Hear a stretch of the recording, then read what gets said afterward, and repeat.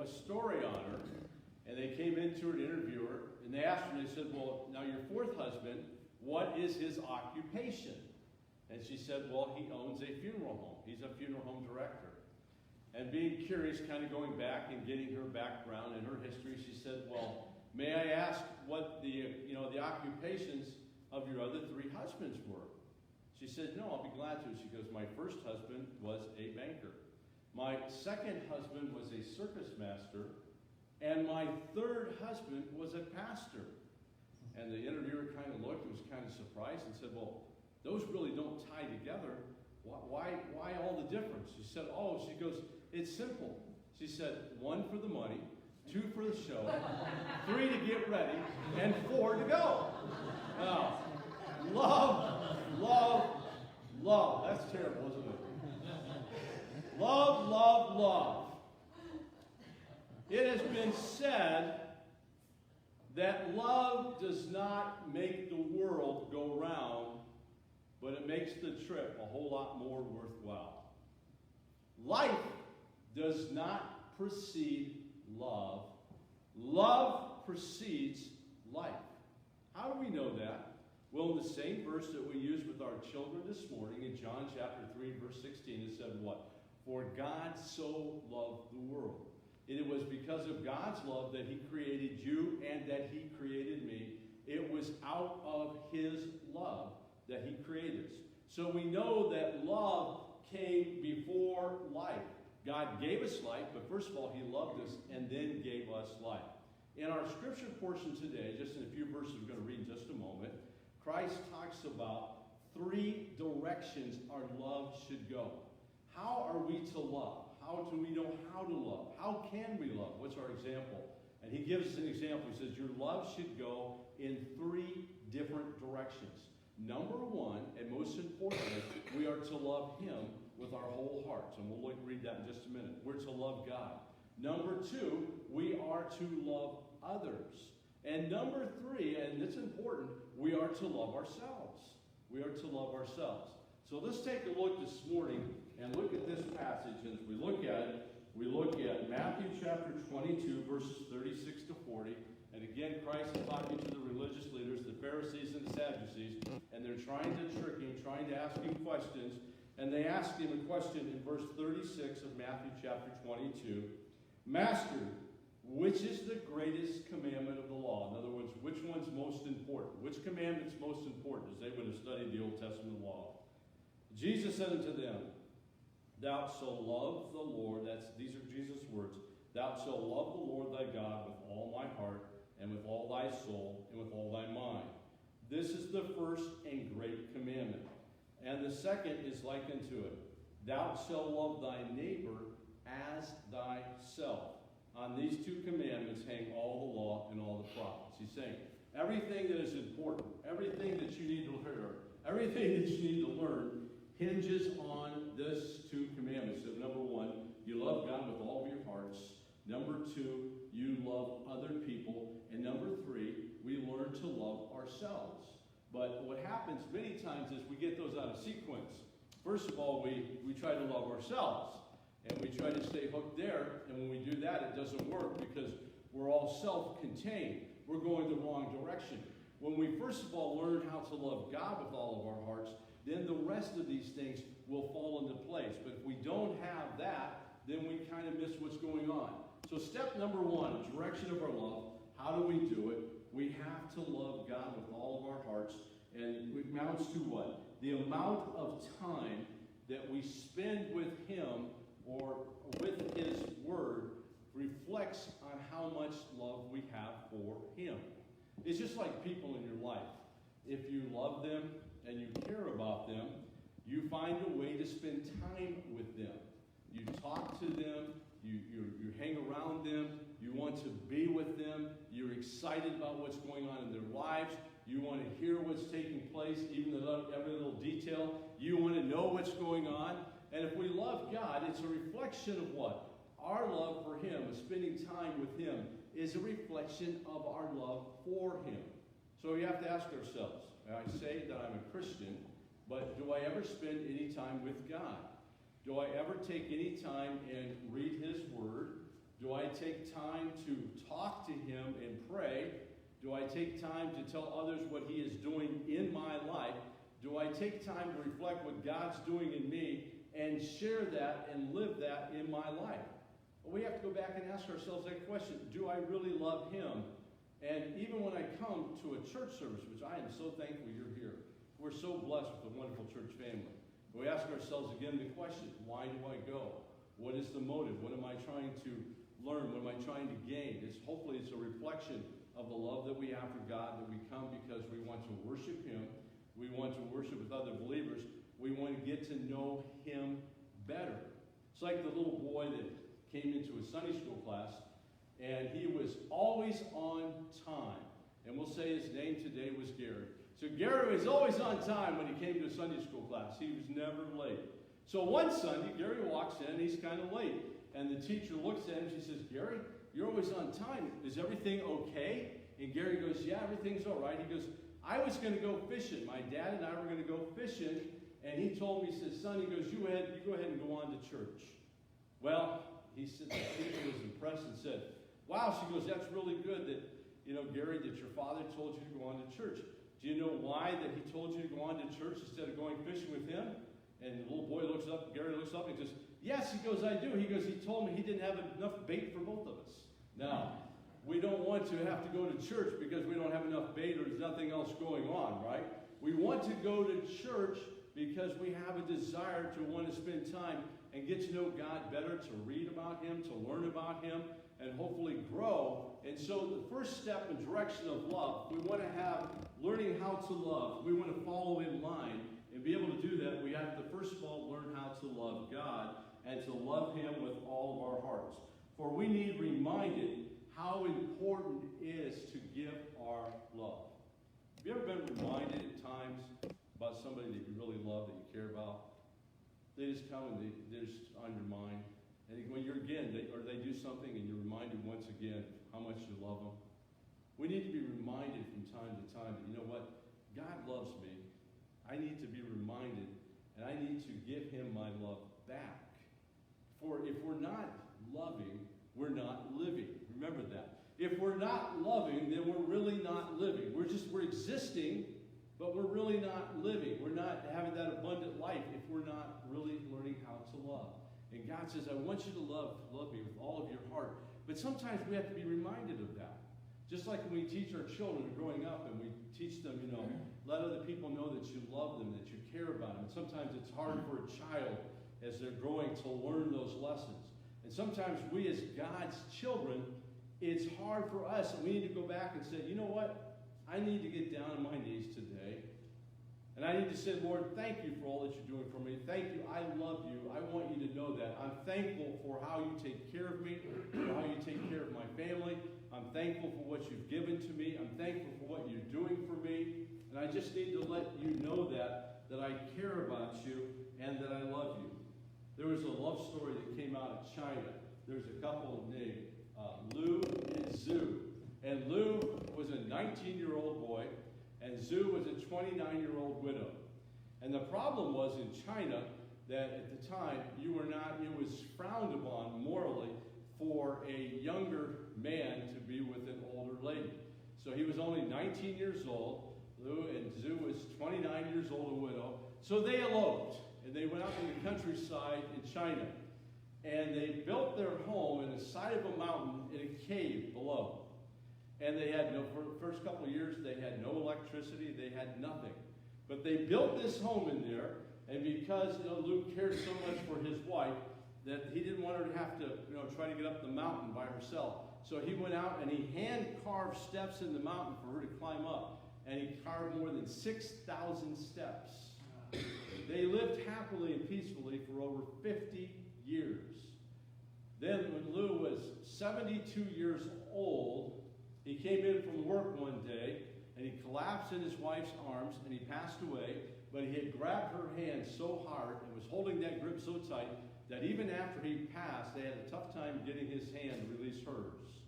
Well, the government came in, and when they saw all that had been done, they looked, they saw this, 6,000 steps, they saw all the work that he had done, they saw the cave that he had built, the home that he had built for the two of them, that they decided to keep it and preserve it and make a museum so they would show their love forever. Now, God has given us so many different things. He says, I want you to know that I love you forever. I just want you to understand. Sometimes we need to be reminded of that. We're reminded sometimes going back and remember to love people, but we need to remember to love God. Because it is God who what? He gave us life. And not only did he give us life, but he also gave us life eternal. And learning how to love.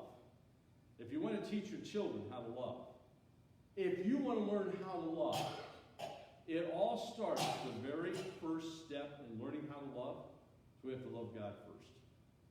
We have to love him first. That's the first step.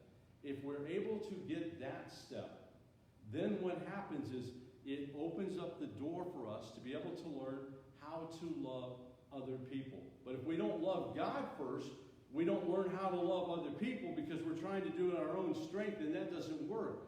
God says you've got to love others through me, and you have to love me first to understand what love means. So that brings us to the second direction, learning how to love other people.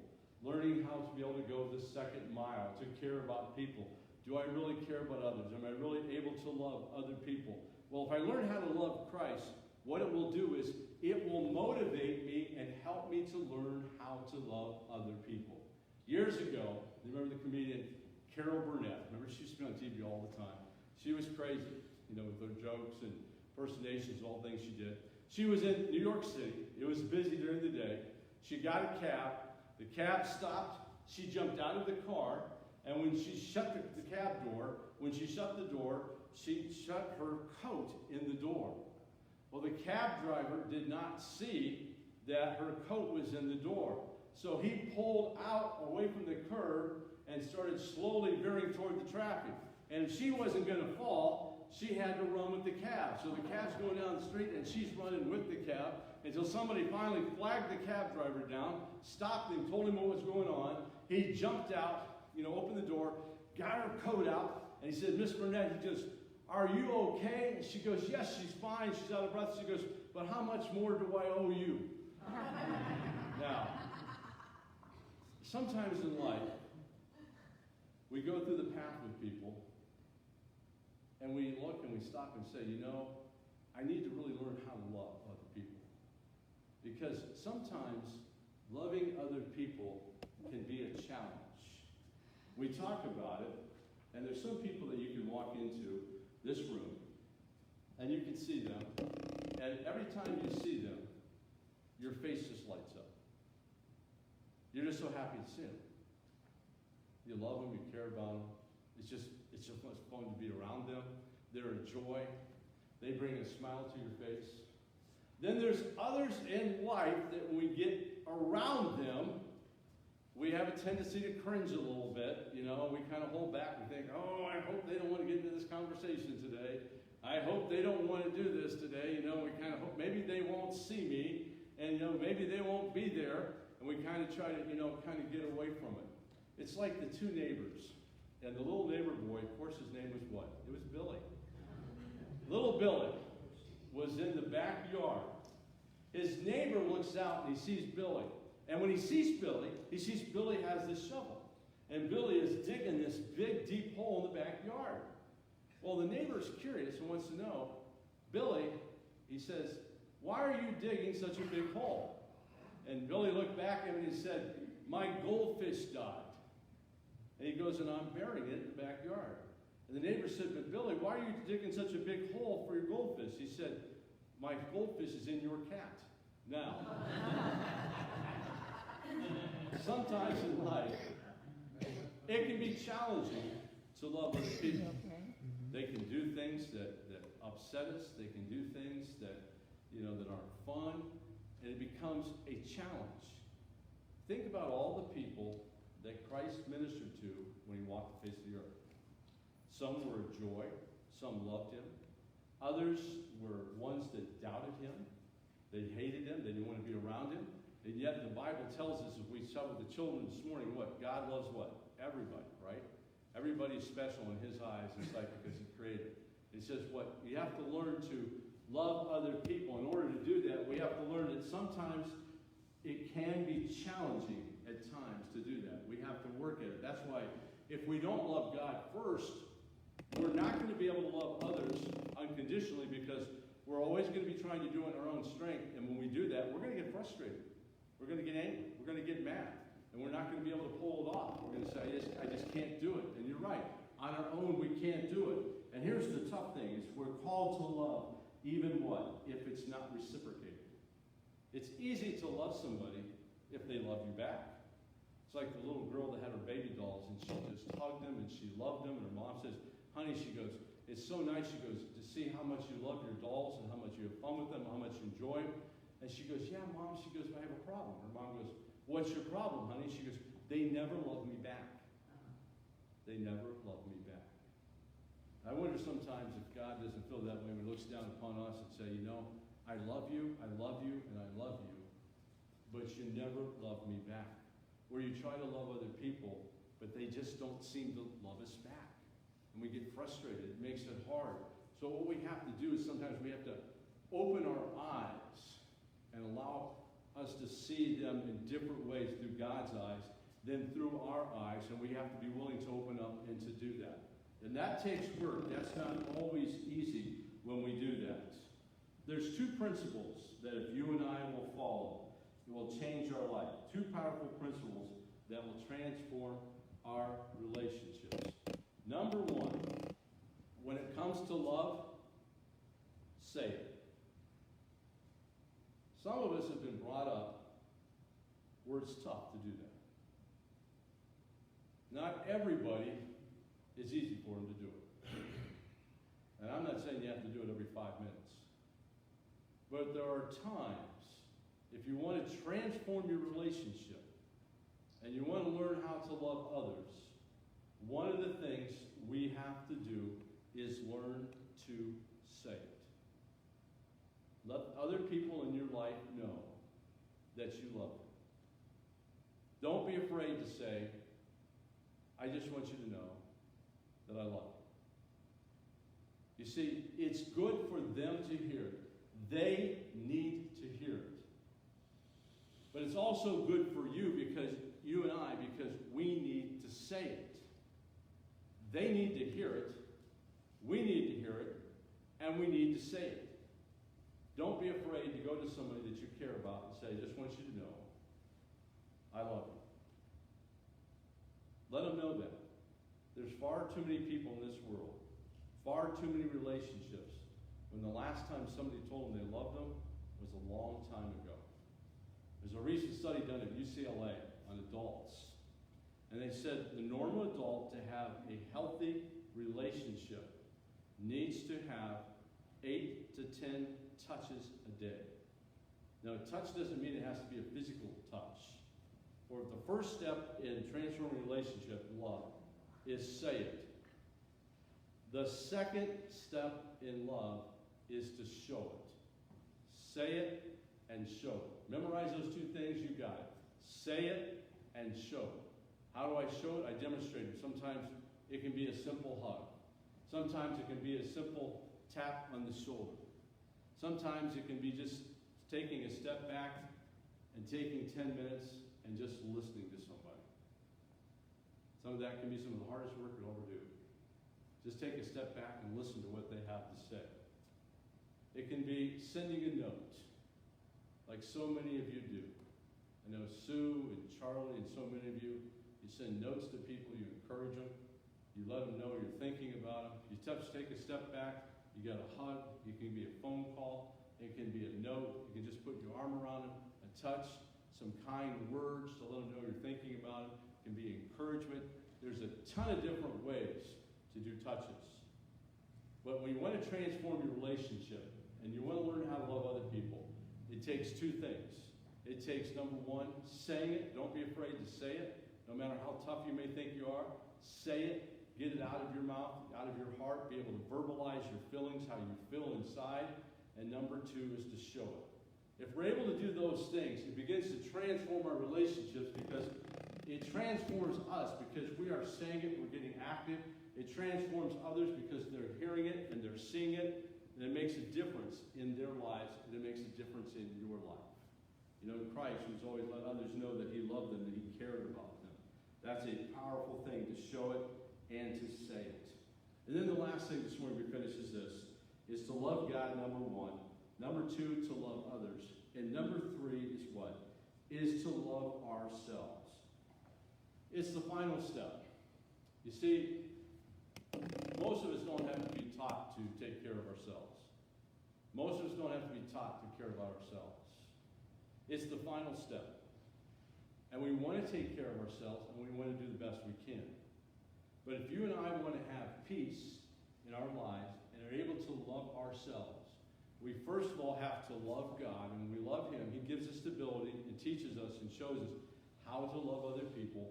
When I have done that, when I've gone through those steps, then it allows me the peace to be able to love myself, because I know I am fulfilling what God created me to be. God created us for love. We need love. We need to show love. He created us as beings that need love. We need affirmation. There's no one in this room that does not need to be affirmed. It's not painful when someone tells you they love you. It's not painful when somebody tells you they care about you. We all need that affirmation.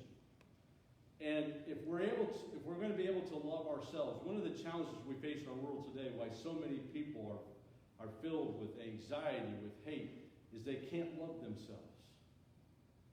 Because they don't love God. And because of that, they've lost the ability to love others. And because of that, they've lost the ability to love themselves. And God says, if you want to do that, you have to learn what?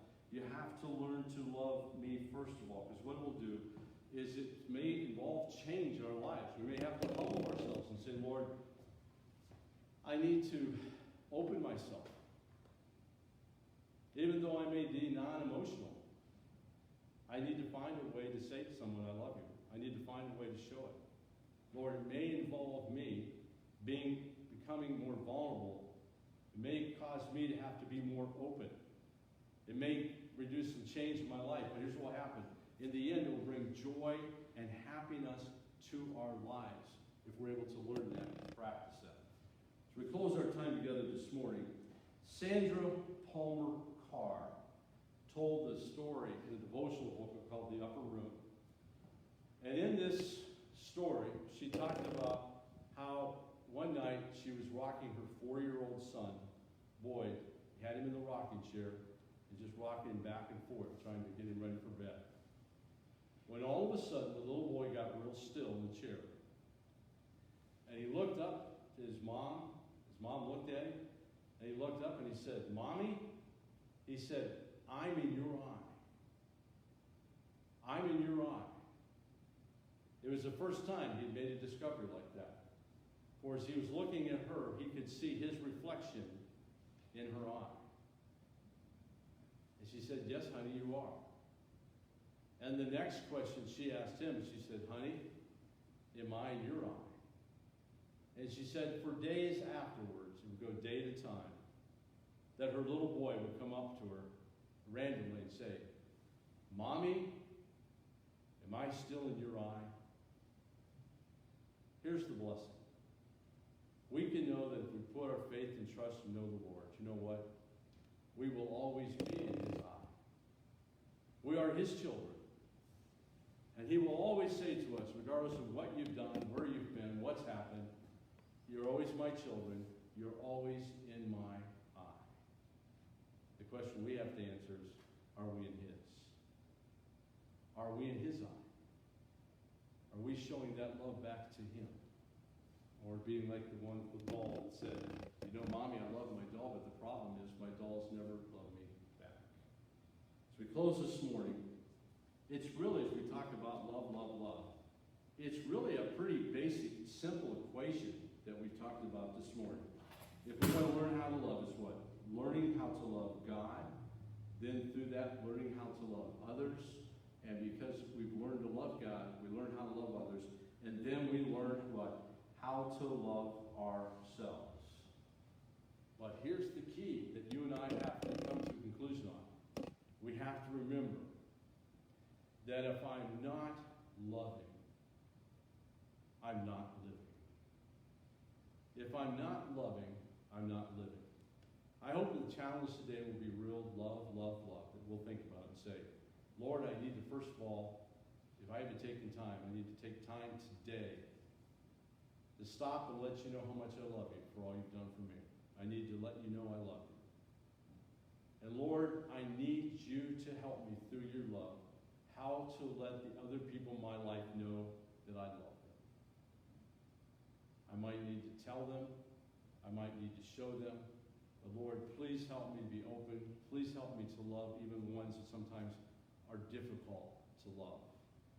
And be through that, Lord, that it enables me to learn how to love myself and to be happy and be able to serve you. Because first of all, I've learned how to love you. Remember, if you're not loving, you're not living. Okay, Dwayne's going to come now this morning. If you're able to, ask him this time to stand. Get ready to close our song, closing song, Let There Be Peace.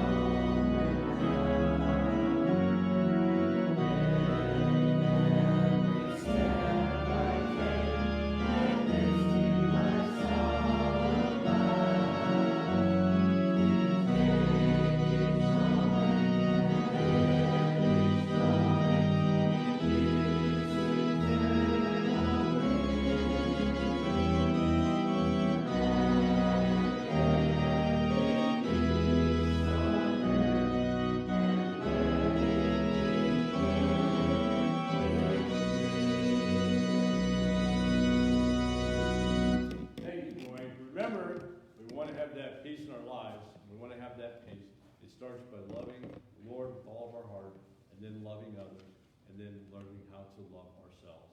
Thank you so much for being here today. I pray that you have a wonderful afternoon. Enjoy our beautiful day that we have. And I hope you'll come back and join us next Sunday. We'll be talking about time out.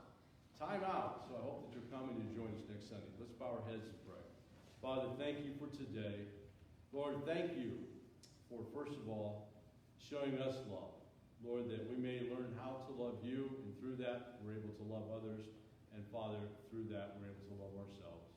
I pray that we will take that love, we'll have it in our own lives, first of all, and then, Lord, be able to share it with others we come in contact with. I pray that you bless us and take us home safely.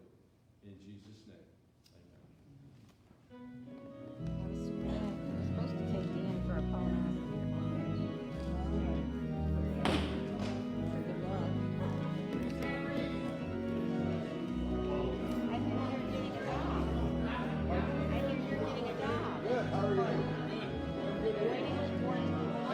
Cora up there, is she playing piano?